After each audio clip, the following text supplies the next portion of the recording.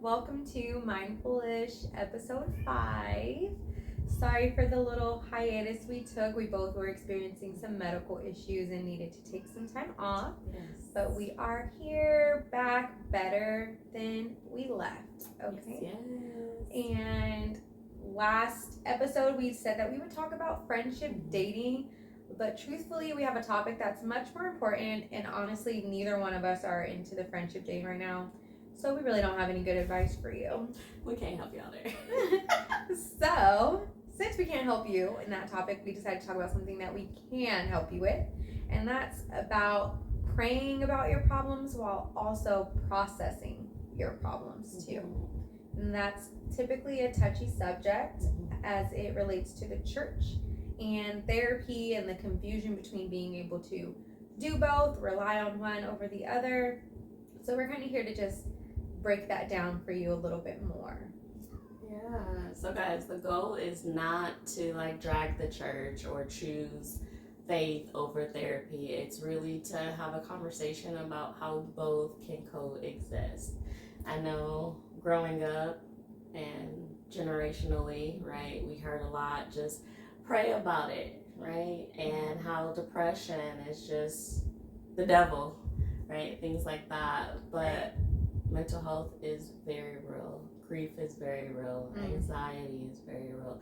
Depression is very real, right? All of those things are very real, and a lot of us are dealing with them. Yeah, not to mention mood disorders. I mean, as someone who grew up in the church, mood disorders cannot be resolved by just praying about it. That requires a lot of mental health intervention and medication to keep certain people stabilized. Absolutely. And there's no shame in that, right? There's no shame if you need medication, right? There's no shame if you need a little extra support other than the church. Yeah. And there's also no shame in praying about your illness and wanting to get better and using God as a protective factor to being able to help you through that challenging time that you're experiencing. Yeah, for sure. And I think that a lot of times therapy is seen as worldly and not trusting God. And that's where the pray about it, right? The pray about it mentality has come from a lot. But I think that the way society is right now, there are so many challenges that sometimes we need a little more than prayer, right? Not saying that prayer doesn't work and it's not useful, but sometimes we need a bit more, right? Yeah, I see that working when it comes to AA, right? A lot of people steer away from AA because it is religious focused, but I can see how holding on to something as strong as your faith can help you get through challenging times like addiction, right? To believe in someone higher than yourself and knowing that you can go to them for added support is amazing. But then oftentimes those people also have, in some way, have sought out a therapist or IOP level of care, which is intensive outpatient treatment, and just having that added boost while still going to church, still praying, still going to religious-based treatment centers too. And I think that they work hand in hand together. It doesn't hurt to have something to believe in, and religion being one of those things that work amazing when paired with mental health. Absolutely. And on that point, that's the hope and resilience really go together, right? There's nothing wrong with listening to worship music, right? As a form of meditation or self-care, right? There's nothing wrong with praying. There's nothing wrong with going to church, right? Those are all very good self-care, helpful things, and they can help with your mental health too, right? But when you need a little more, right? When you've experienced trauma, when you feel like you just can't go on and you can't do it, right? Can we say suicidality on the? Yeah. Okay. The suicidality, right? So those things require a little more extra help. Our complex family dynamics, right? When we were talking about a few episodes ago, right? With the mother and daughter dynamic. Those things may require a little more than prayer to help. Definitely, and it doesn't help to have a third party. I know for some people, if you're uncomfortable with seeking out mental health treatment because you believe it goes against what God would want, try finding a therapist that is a religious focused therapist that aligns with your religious values, because then what you'll see is that they'll pull a lot of the mental health support through Bible scriptures and praying, and their meditation is going to be praying about it and spending time with God and incorporating that into your life, while also getting you to open up about the challenges that you've experienced throughout your life. But like Bestie said, a lot of trauma does need to be like dealt with in a mental health setting, because you need to be able to explore and recognize some things that maybe you didn't realize were happening to you, and being able to process that with another person. While praying about it is great, and being able to overcome what you're feeling, being able to talk through what has happened to find out if something was right or wrong. Specifically, I see that a lot with like clients that have experienced some form of abuse, right? Of being able to talk through something that they may not have recognized as abuse, and then being able to sort through that. And then they can pray as well, like for forgiveness, for being able to overcome what they've experienced. Absolutely. And there's nothing wrong with praying and processing. A therapist and a pastor make good teams, right? Really good teams. And half the time, these pastors are in therapy, right? And like Bestie said, right, finding a faith-based therapist is extremely powerful. And I know I do some faith-based therapy. I pull scripture all the time for my religious clients, and it's really helpful to have that for them. So there is absolutely possible to mesh with a therapist who can intertwine your faith as well, which should be done, right? Especially if that's a major source of your life and your cultural preference. But if that's very important to you, I think looking for a therapist, like Bestie said, that can do all of those things is a plus. Yeah, and if you seek out therapy in like a more for-profit situation where you're assigned a therapist without choosing your therapist, there's nothing wrong with asking your therapist if they are Christian or religious. They do have the right to not disclose that information to you, but a therapist that can relate to you in some aspect and create that rapport will admit to following that religion if they do, so that you guys can find that commonality that can help you through your trauma. I know for me, when my clients do ask me like, are you Christian or do you believe in God, because they're about to start talking about something faith related, I will always let them know that I do, because then there are things that I can bring into our session and be able to tell them, like, I want you to pray 5 minutes before you leave the house each day if they're struggling with some form of anxiety, or being able to incorporate like religious beliefs that they hold value in that I also can relate to as well. Absolutely.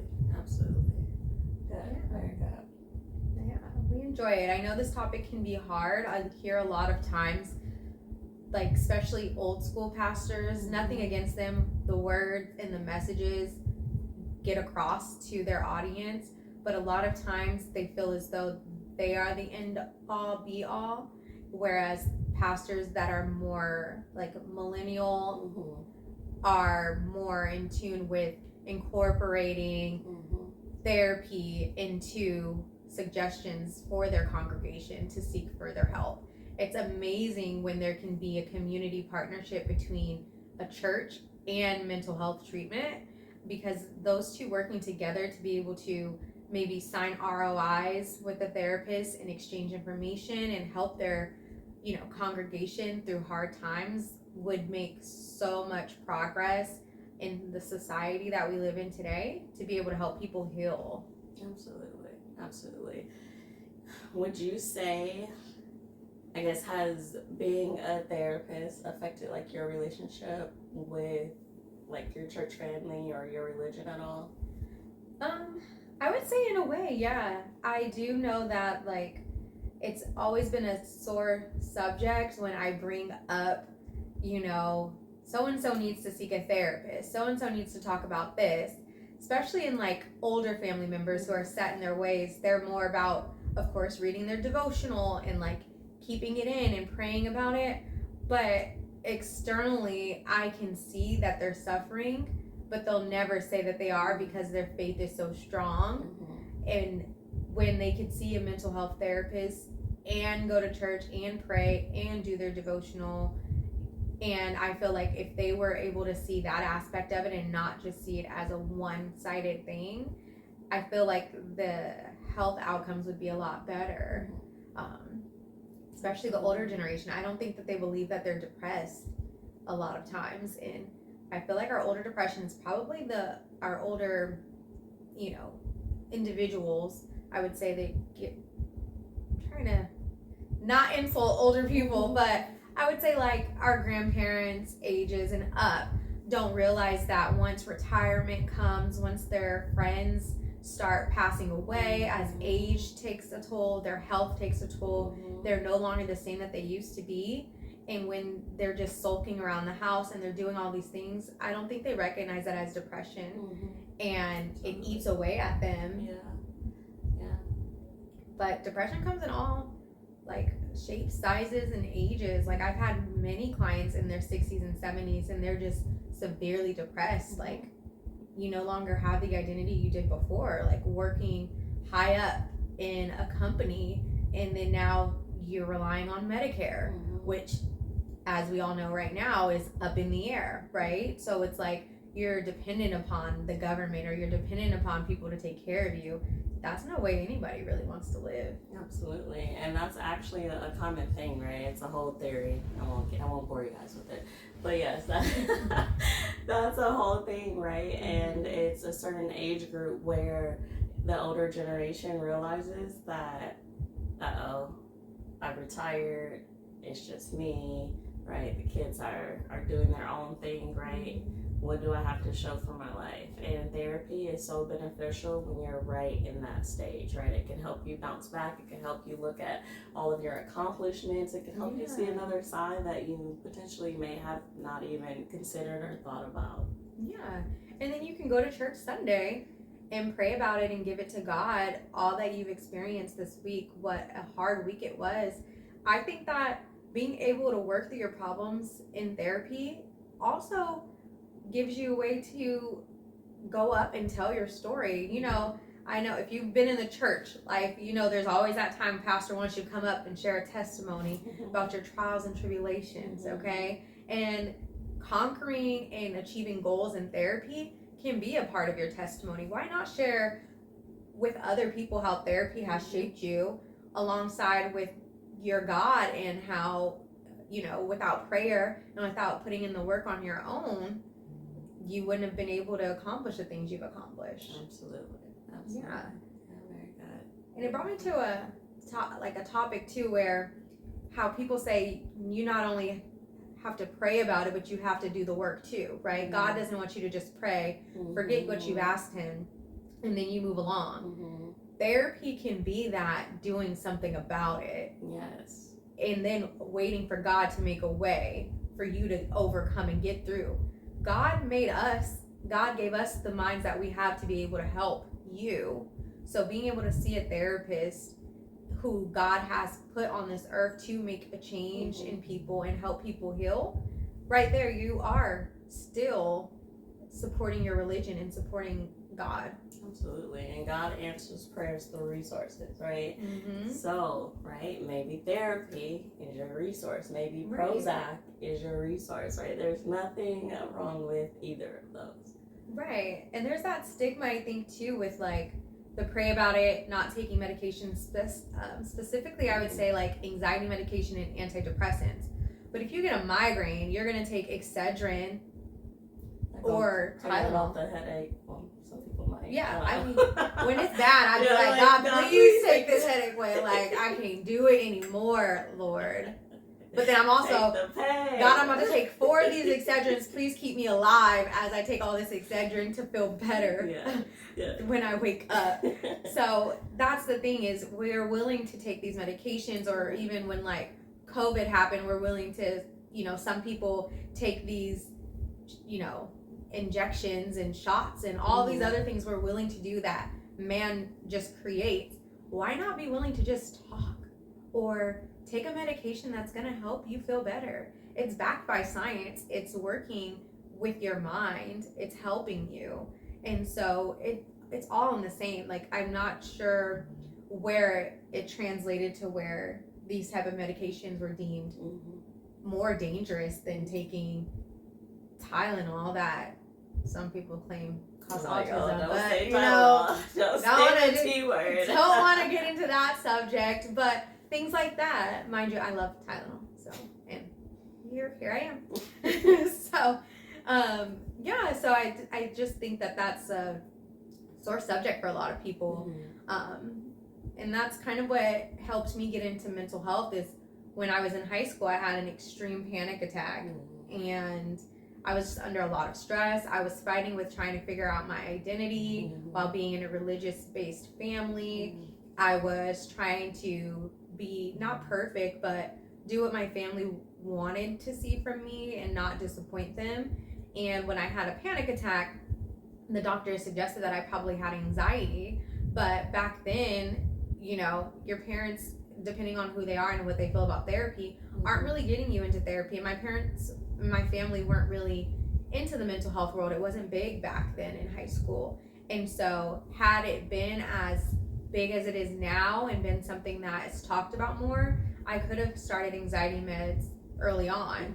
And so as an adult, I made the decision to take anxiety meds because it does help me to cope. And I can admit that as a therapist, you need a little added assistance sometimes. And if I get overwhelmed because of schoolwork or talking to other people can take a toll on you too as a therapist. I love my job, but I can be anxious about certain situations. And I'm perfectly fine taking my anxiety meds. Sometimes you just have to find which one works for you, but they can work. Yeah, absolutely. Thanks for sharing your story. Anytime. Open book here. You can ask me anything. Yeah, guys. So, again, this wasn't... so sorry. Getting over an illness. This wasn't to shame the church at all, but mainly to help those who have been struggling with wanting to seek therapy, but maybe feel like you're betraying your religion or your faith, right? But letting you know that it's okay for both of them to coexist. It's absolutely okay.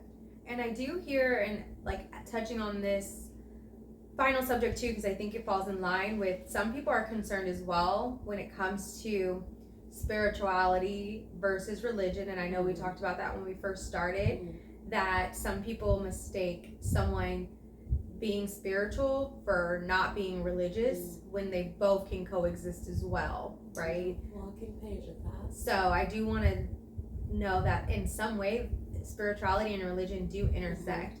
I do not utilize spirituality in my sessions, but not because I don't believe in it. It's just because I am more of I would say traditional, but I'm not boring, so I'm not traditional, like more fun-ish traditional. But I don't incorporate that. But as someone who does do spirituality within her therapy, but she also believes in God, and she also, will pray. And so I want people to remember that they can work together. I mean, like, what do you think about that aspect? I believe in God and the chakra system. Absolutely. And I think that's another source of disagreement, right? How can you believe in the chakras and the energy systems and then say you believe in God, but doing research on spirituality and our energy centers, they're all very, very much related, right? So related. And so it is possible to have both of those coexist, and I think I'm a walking image of that. I have all sorts of clients. I have spiritual clients and I have religious clients, and they particularly seek me out because that's what I identify as on my profile. That's my background. So they absolutely coexist, and they are very, very possible. And I think that it's just a matter of you having something that you believe in, right? If you walk this world and you don't have a belief system, that is extremely, extremely difficult. So as long as you believe in something, right, and hopefully that's God, but if it's not, we respect that. Whatever your belief system is, right, is a source of contentment and power for you. Yeah. And would you say too, oftentimes I know there's that battle, like I mentioned earlier, with meditation versus prayer. Would you say that they are very similar? Because when you're meditating, you're not seeking out like this source of energy, so to speak, or this other being. You're just centering yourself, right? Yeah. I would say when I meditate, I look for a sense of peace. When I pray, I like to give thanks or ask for something. So for me, they're a little different. Like for instance, I pray before I go to bed, but I wake up and I try to meditate in the morning. So I think depending on what your self-care regimen is and what you need at that moment is what to do, right? But for me, I see meditation as like a source of groundedness and a source of peace, but I know prayer can be that as well. So just depending on what works for you, what stabilizes, what regulates, what grounds you. Yeah, because I like to think of both as like being by yourself. I mean, of course, prayer, you're talking to God, you're with Him, but you're typically alone and, trying to, calm yourself down and just be in a quiet place. Yeah. Even though there is meditation music too, but it's kind of like when people worship and listen to worship music. A lot of times people pray during worship music too. Yeah. So I also think you can be meditating and then translate that and go right into a prayer too while you are at peace and just give thanks to God. But yeah, I definitely. There's no wrong way either, right? Right. However you do it, whatever works for you. If you pray and meditate all in the same stance, if that works for you, that is okay. Yeah. So we just wanted to bring awareness to that. We thought that was an important subject. Seeing it a lot these days where people are coming to therapy that are freshly into therapy and grew up not believing it. I have clients who, if they tell their parents that they're doing therapy, their parents are going to be angry, and these are adult clients. So I can only imagine the amount of fear that is among us when we're afraid to seek out something different than what we've been taught or what we've learned. And meanwhile, I won't say that, but yes. That was the mindful issue. That was the ish part. Meanwhile, it's most of our parents who need therapy too. Oh, 100%. Meanwhile, yes. Sorry, Mom. Not really directed towards you, but like millennial parents in general. That's what we're saying, Mom number 2 as well. She's not saying you need therapy. She's saying that generation you guys are part of need therapy. Yes. To heal. Yes. From their generational traumas. Yes. So. Generational trauma can go back 11 generations, guys. So it goes deep. Absolutely deep, for sure. Imagine that. Let's process that for a second.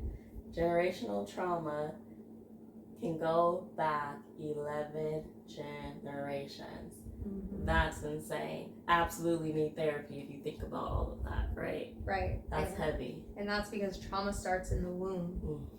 So think about the trauma that your parents, your mom experienced while pregnant with you, what maybe she experienced while her mom was pregnant with her, and just dating all of this back, and how their behaviors towards their kids also brought through that generational trauma.